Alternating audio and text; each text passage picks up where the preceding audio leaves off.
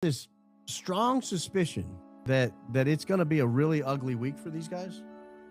It's going to be a really ugly week for the Fed slop narrative, and it's going to be a really ugly week for TPUSA. Really, really bad. You people who have committed to the mountain of evidence, and I'll give my final warning. I think this may be my final warning I'm going to be able to give you guys.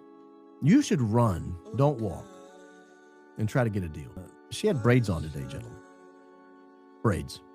I would like to return to the alleged 911 call that took place from Charlie's security team. Where is that call? That should be publicized. It seems everyone's making all of these gamma requests. Everyone has like a narrative here where they're supposed to be viewed as a superhero, but when it comes to 911 call, they don't want to answer.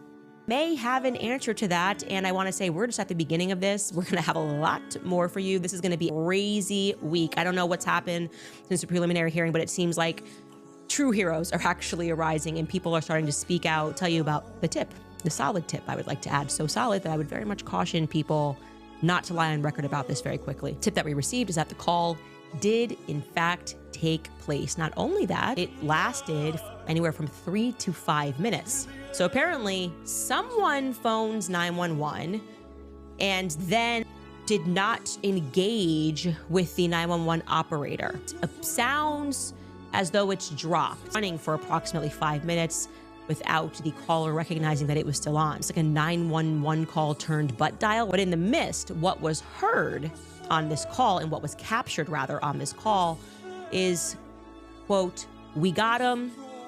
We are taking him to the hospital." Okay, maybe that was supposed to be to the operator. A strange thing to say.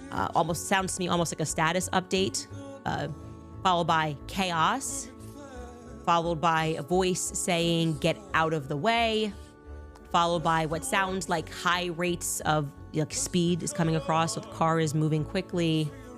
But here's where it gets super interesting. Also, allegedly not for long, the statement, "Get that off of him. Get that off of him," is captured on this alleged 911 call.